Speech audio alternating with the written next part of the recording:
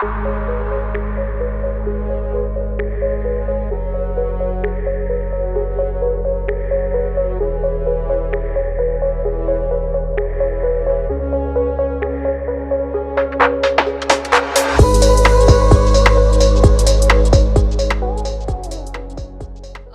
you for having me here. And my introduction, I think, tells you enough to know that I'm actually not an expert. I'm learning as I go along. I'm trying to make a difference. And what I can say is that the fact that you're all sitting here gives me heart in knowing that there is a possibility that landscape approaches could trickle in to your way of thinking. I'm here, honestly speaking, not to teach you. I'm not qualified to teach you how to do your job. You know it better than I do. I'm just here to put forth an idea or a thought process on how things could be done slightly differently. That's what I'm here to do. So before we get into some of the nitty-gritties of what a landscape approach is and so on and so forth, I wanted to talk about a couple of things to sort of lay the groundwork. Okay, so wanted to talk a little bit to sort of set the stage on the landscape approach. I don't know how many of you had the opportunity of listening into a panel that we just did a couple of hours ago on landscape approach, but coming in from there, landscape approaches are not something new. They're not reinventing the wheel. It's just putting it or mainstreaming it. That's the idea, right? But before we get there, I think it's paramount that I talk about climate change. Right? Climate change is the biggest risk that this planet is facing. It's a driver of biodiversity loss. It's unleashing high temperatures, extreme weather events. We've all seen it. Wildfires, leading to degradation of ecosystem, threatening species, what have you. In turn, biodiversity loss, particularly that of our forests, our mangroves, salt marshes, grasslands, so on and so forth. We've basically taken away the ability of these to regenerate, to control and balance greenhouse gas emissions, and protect us from these extreme weather events, or not allow for them to happen in the first place. All of this basically results only in one thing. All the good work that everyone sitting in this room is doing is at risk, is threatened. It leads to poverty, it leads to conflict, it leads to food insecurity, it leads to inequality and wealth inequalities, infectious diseases outbreaks. I can go on painting this bleak picture, but the reality is that it reverses decades of development. It reverses decades of good work done by everyone sitting in this room. So what does that effectively mean? Climate change, biodiversity, and its impacts on human beings and on developmental work that has happened is all linked. And the fact that it is linked makes it a polycrisis. When something is a polycrisis, where there is interdependencies between these, effectively, in my opinion, it means that you need a polysolution. One solution, there is no one solution that is the best one. There are multiple pathways, but what it definitely does is that we are looking for solutions that are large, that are integrated, that are tuned to the needs of a landscape or to a community. That's what this is trying to do. In order to explore this a little bit further, hang in there, listen to this, and I'm sure what I'm about to say will resonate with a lot of people in the room. Let's take a valley, any valley in India, okay? There are hills, there are streams, lakes, wildlife is abundant. People living in that valley are using the water for domestic use. Wildlife is drinking water. That water is being used to drive economic activity, right? That's the picture. In the years to come, what happens is, it's an area of natural beauty, it attracts people, population explodes. Population explode means more pressure on our natural systems, on our forests, on our soils, on our water. What that does is, forest land is converted into agriculture land, maybe horticulture, or degraded. Silt starts accumulating in lakes, rivers, streams. Tourism, which was maybe a thing in the past, is now declining. Agriculture is becoming non-viable, so what that's doing is it's leading to more intensive practices of agriculture. All of this starts happening. Government notices it, a few NGOs notice it. So they say, okay, here is a vulnerable landscape for me to do some good work. And they come in. Different NGOs come in. Different NGOs with different purposes, with different agendas. Okay? So we have 2 NGOs that come in. I am taking an extremely simple example of this. Okay? So what I do know is that all of you here can add a lot more complexity to it, but hang in there. Okay? Let's play along and join in this narrative. So we have 2 NGOs, one that focuses on agriculture and one that does environment conservation. Agriculture wala NGO bolta hai, okay, my thing is very, very clear. I want to reduce food insecurity and I want to focus on the productivity of the land. I want to put more money in the pocket of my smallholder farmers. The environmental NGO says, okay, degradation hai yahan pe. I want to focus on restoring that landscape. I want to focus on reviving the wildlife, which used to thrive at one point of time. I want to create corridors. I want to protect the lands. I want to stop forest fires, so on and so forth. Okay. Clear, agendas are very clear. The agricultural organization, what does it do? To improve incomes, it does what all of us do. Access to better quality seeds, teaching them how to make biofertilizers, training, capacity building, extension services, access to saplings, carbon markets, this, that, whatnot, you have it. Okay? Well, we want to increase incomes fast. CSR is saying 3 years, buddy, I want to see impact, right? What are we doing? We're maybe moving to cash crops, sugarcane, cotton, things like that. Maybe because this land is rich enough, we're saying, okay, let's add horticulture in the mix. Let's throw it in, let's commercialize it, let's mainstream it. All of this is now adding pressure on an existing fragile ecosystem. So water is further degraded, silt is accumulating even more. The soil is not giving back the yields that you expected. And a bunch of other problems. Now, the environmental NGO, in turn, it said, okay, you know what, in order to protect these forests, I have to stop encroachment. And for encroachment to stop, I am going to give eucalyptus saplings and plant them massively, adding more pressure to the water system, adding more chaos to an already imperfect system, if I may call it that. Farmers are not maybe trained in the right way, maybe they are trained in the right way, they have the incentive to take care or they don't. Wildlife corridors are definitely not happening. So we are now moving to a place where a couple of years hence, an impact assessment was done for both the NGOs. The surprising thing is that the outcomes weren't what they thought they would be. Yields didn't increase as much as you wanted them to. Land is still degraded. Water is still an issue. Maybe there's a change, but it's not as much as you had anticipated.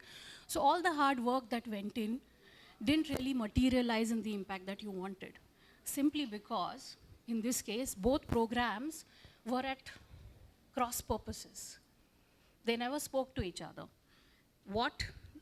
In addition to that, you will say, oh, you know what, but this is not the only thing.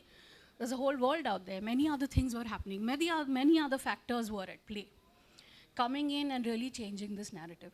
So for some, maybe this story is not relevant, but for a lot of us in this room, and it was for me when I started out, this is a very, very common challenge that we see, where in a landscape there is conflict between humans and natural resources, where the interests are competing, where the opportunities and the potential of these opportunities is different.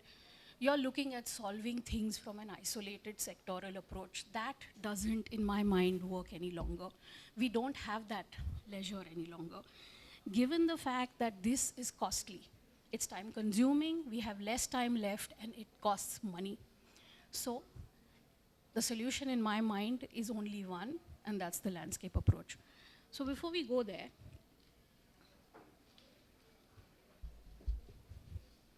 I think it's really critical to define what this landscape is in the first place, right? The tricky part is, if you Google the word landscape, you'll get about 80 different definitions of what a landscape is, right? it is, for some people, it's like what my eye can see is a landscape. It's a painting. It's the way your page is in a Word document. So many, many other things. But reality is that this is what I consider to be a good enough definition of a landscape. So it's an ecological and social economical system that is defined by some boundary of some sorts. It is basically something where you can actually turn around and say, okay, this is a landscape. There are three ways of looking at it. One is geophysical boundaries, a watershed, a milli-watershed, a river basin, something like that, or a social or a stakeholder-based boundary. This is an area where tribals live. This is where Marathas live, something like that. And of course, government designated boundaries, we can't take away from that. So these are all definitions in my mind of landscapes. Whichever one that you choose to define is yours to do. There is no hard or set, fast rule here about how to define a landscape.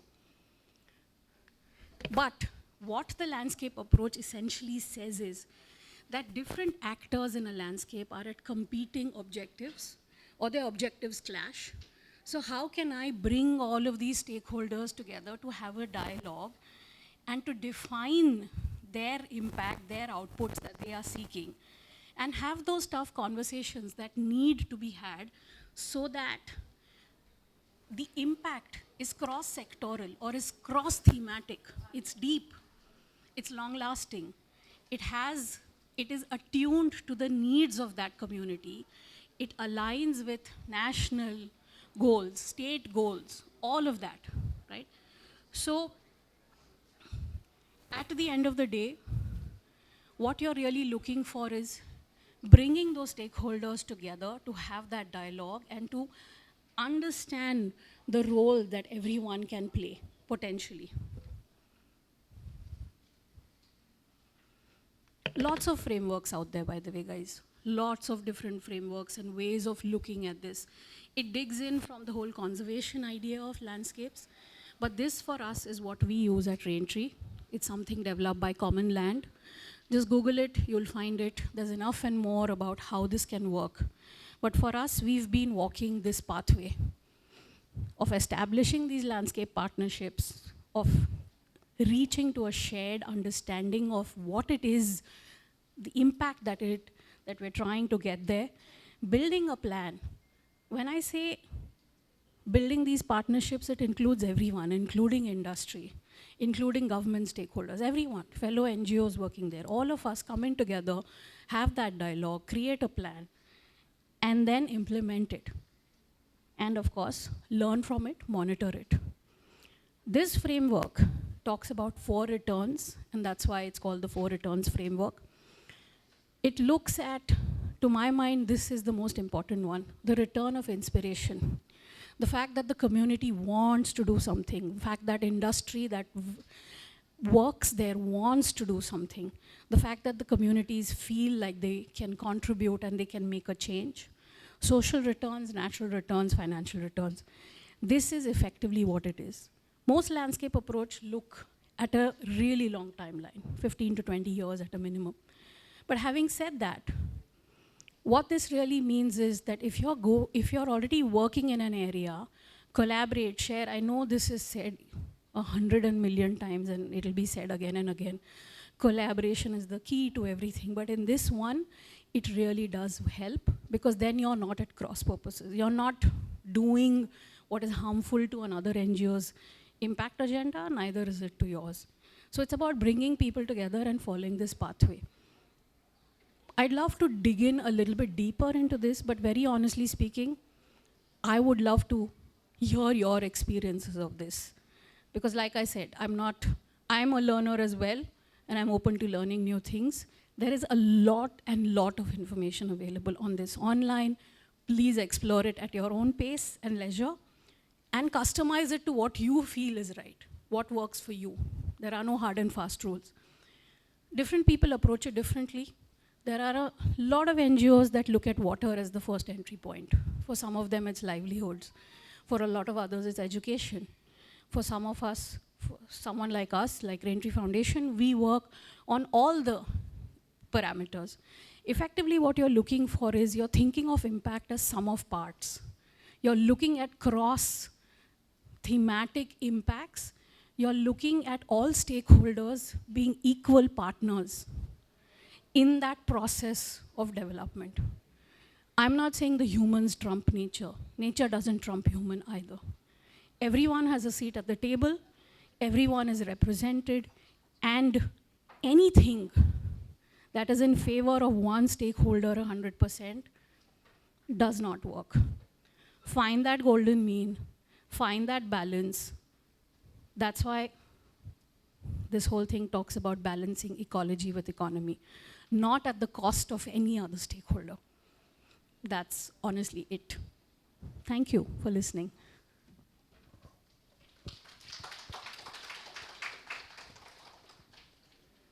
If there are any questions, if comments, suggestions, I would love to hear them.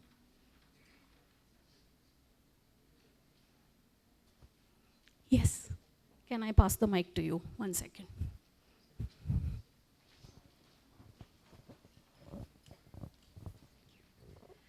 Hello.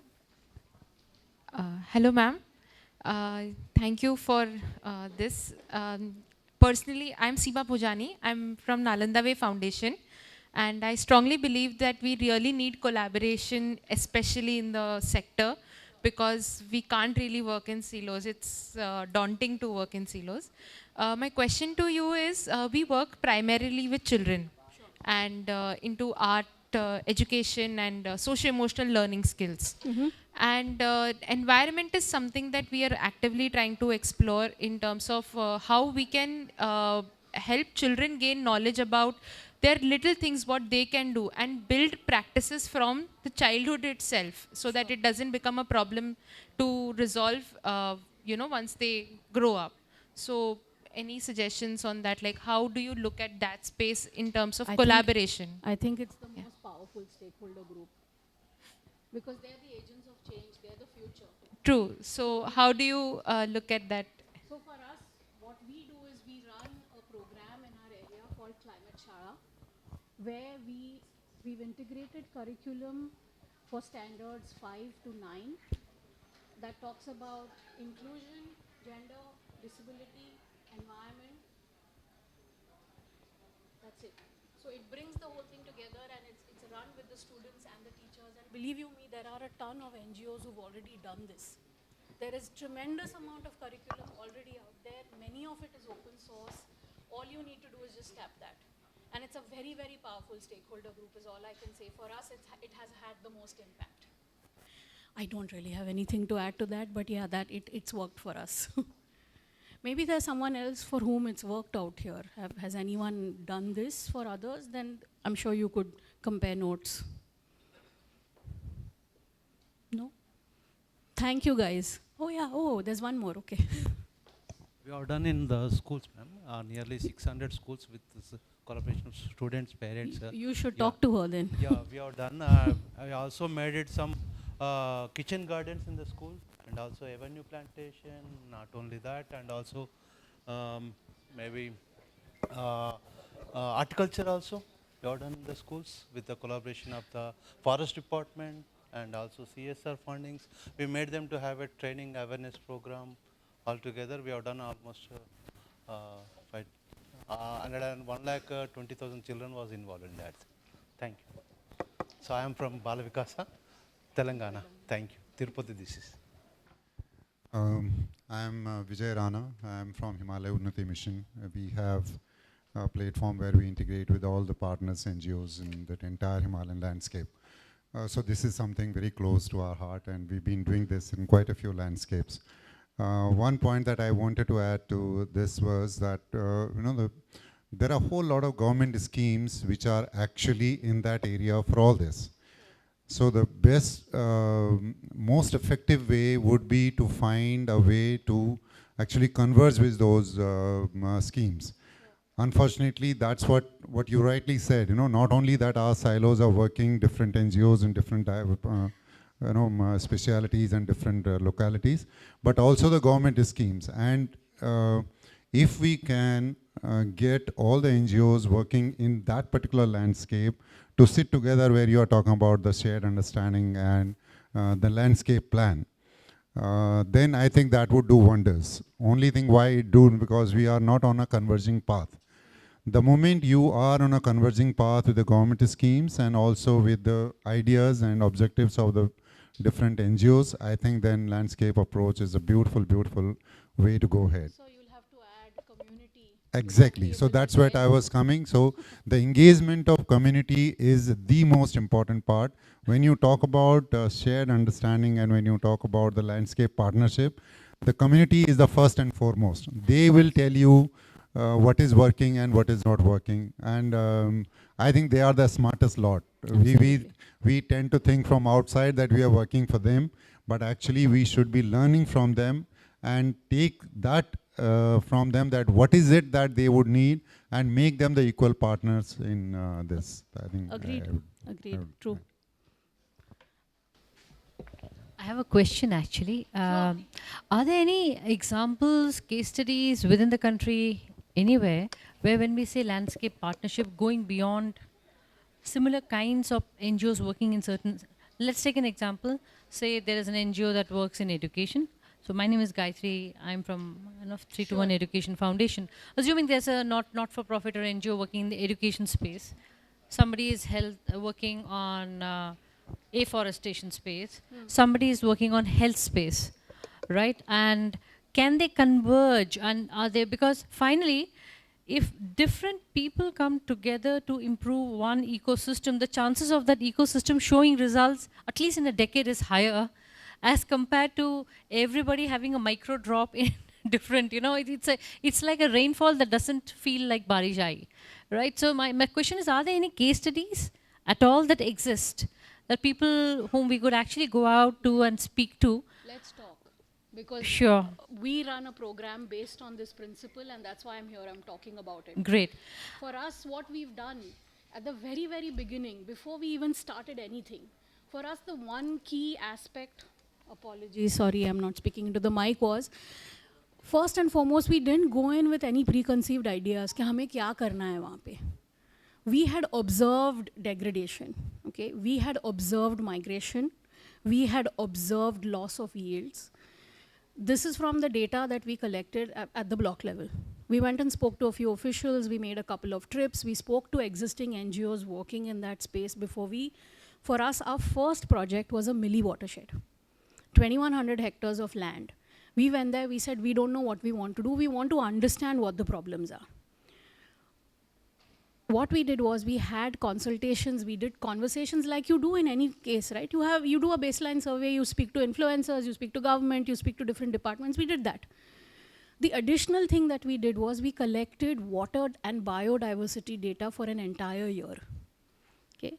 We collected that, we spoke to industry, and then we finally got everyone who we had been talking to one-on-one into a room. And we said, look, these are the issues. Okay? Now, how do we solve them? Who can do what? This included other NGOs. It included block level officials, GP members, industry, couple of other, we had the forest department there, we had a bunch of other teams. And this went on, these consultations, these conversations went on for about 6 to 8 months before we came to that phase of establishing a shared understanding and a partnership. So, one of the NGOs that was working there, it basically said, okay, now that I understand that so let's take this example of yours, right? You're working in education. There was another NGO that had been given money by a CSR to run an environmental workshop with children. What they effectively did was they bought in the two together and they said, we will give our talk about gender and a couple of other things. You do the environmental part. The school permissions were gotten together. So these are not ideas on a screen or on a paper. They're actually being implemented. That's great to hear, actually. Yeah. For us, the other thing, for example, was CSR that was funding that area.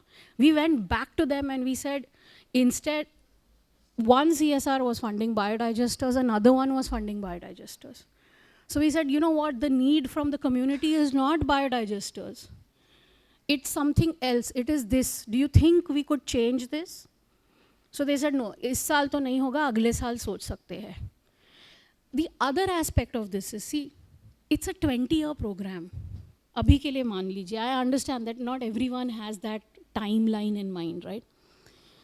Anyone who comes in at year 4 or 5 is actually reaping the benefits of all the work that has been done in the past. And like you said, you're adding on to an already existing framework, already existing thought process, and monies. Everyone, when you look at, when we do an impact assessment, maybe 20, 30 years later, or 10 years later, 15 years later, everyone can claim a piece of that pie. Because everyone has played some role in getting it there. So what this really needs is, right, for someone to take the lead on being the person who brings that group in together to talk. So we have NGOs, for example, one that was there, they were doing installations of these TV screens in schools. Another one was building toilets. Someone else was doing something else. Now, all of this happened because we said, okay, you know what, this is the gap, and this is what we will chase after. And everyone was aligned. There was a feeling of camaraderie. There was no competition. We weren't competing with each other for impact. We were supporting each other. That mind, so I think of it this way, if you're expecting it from the community, that they should work together, why can't we work together? You show them you can work together, they will work together. That's how it is worked. But I'm sure there are, if you go to these guys' website, right, and many others, when you start Googling, you'll find a lot more. There are enough and more case studies of successful execution of landscape projects based on this approach. It's just that their timelines are 20 years plus. Because this framework is actually embedded in conservation. But what I'm trying to say is it holds true for any other developmental work as well. Because the thesis is very clear. Bring people together to have that shared understanding so that you're not competing and you have better impact, which is effectively multiplied instead of it being diminished because of someone else's work, fighting with your work. A minute. I think I'll just add to that what you said. I think this is precisely what I said we are doing. In Himalaya Unnati Mission, basically we are treating the entire Himalayas as a single landscape. And then in that are the mini landscapes which are at the level of, say, blocks. Depending, we are generally going at the watershed-based approach. So it could be the 2 blocks, 3 blocks, at times there are 10 panchayats or likewise. So people and the villages who have a similar requirement, so we bunch them into a single landscape. And we have, as on date, we have around 110 NGOs and other academies, academicians and institutions as our partners. So precisely with the same approach, that everybody is doing a good deed. All that we need to do is we need to synergize. So what we do is that whenever we pick up a landscape to work, then all the people, based on what is the requirement of that place, then we get all the NGOs who are working in that, all the departments, the government schemes which are in that area, try to make a synergized approach for the development of that landscape, which would include the work in the schools, like she said. It could be the work for the afforestation, it could be the work for the water conservation. But the point is that when you make all this together, then synergistically it gives you a better result than what we are doing in the beginning. The most important part is about the community. Now when you are going there to the community as a single entity, their confidence in you improves. Because otherwise you are going there with a small task, somebody else is also going there, so they get confused. He says, who's doing what? But when you make that plan as a group of NGOs or a single entity, then they have that much more confidence, and then they participate in a very, very effective manner. He says, no, actually this and this can be combined into one. This can be done. So small example I'll give you. We had one partner who was providing the health volunteers in that area, and we were doing thing. There was another hospital, and another NGO who was also running a hospital was also one of our partners. So we came across this. So we just met those two, and all these volunteers, we routed them to this hospital. I said, they are looking for such volunteers to go in remote villages, get everything done as far as the health. I mean, I'll not go into details, but basically they were going into all villages, collecting all their health requirements, and then they are linking up with this. And then through online, then there were other third party which was now providing them the solution. So there were 3 different NGOs who otherwise would have been looking differently, but now they are working as one. You know, so this is what that a collective approach works, and it's happening in quite a few places, I'm sure. Like she said. I think another good example that could be the Godavari initiative that is being run by CSR Box. It's absolutely embedded in the landscape approach. There are no two ways about it. They're bringing in capital, they're bringing in all kinds of civil society organizations, they're working with government, different departments. Everyone is in it together, and everyone is doing their own bit. And there's a sequence to how those activities happen. So maybe if you watch that carefully, you'll find out more as well. If there's nothing more, we'll close. Oh yeah, okay, you have a question or a comment. Yeah, this is Tirupati from Balavikasa, Telangana. So maybe with curiosity I'm asking, ma'am. Yeah. So while doing this landscape things in coming to the natural zone side, there is a incident happened in September 4th in Telangana, Mulgu forest. Nearly 50,000 plants in a single day, that is 3 to 4 hours, totally uprooted. So what is the maybe the precautions has to do before going for the plantation? Maybe what else happened? Why it's uprooted? That is a big question. Even forest department is till today they do not got the answer. But what steps we have to do, because it's like a 20 years one. If we plant today, it will give results maybe 10, 15 years later. If we not properly planted now, it will be affected for our vision or our objective. So what we have done, at least in the past, I can tell you that, first and foremost, find endemic species. Blend it up with species that are fruit-bearing, that can give something back to the community. Build their capacity on how to take care, how to plant. Solve for water before you begin anything, because without water, there is no way they're going to survive. Create a system. So in our villages, what we have done is there's something called as a biodiversity management committee under the Biodiversity Act. These committees, when we started work there, they were there on paper, they were actually not meeting, they were not doing anything. They're basically in charge of the natural capital of that village. Think of it that way. We built their capacity, and through them we did a whole lot of campaigning within the community on what natural capital means, what is that asset that they're sitting on. When we solved the problem of water gradually over the years, and when we decided to do plantation, because we had done a thorough biomapping, and for that you don't really need to do it that much, there's enough and more statistics available, data available on it. We picked the right kind of species, added a couple of species that the community wanted. The BMC was the one who took the lead. They were the ones who procured these plants. They were the ones that actually planted them. They decided where to plant them. Fencing was done, everything was done. They actually aligned families to trees to say that you are responsible for this tree. And whatever the fruits that comes from this are yours. 10% of whatever sales you get from that go into the BMC's fund, which get used for conservation of common areas in their land. This is the method that we followed. I'm not saying that is the silver bullet. I'm sure there are many other methods as well. But yes, investigating why that happened is also critically important. So that's it.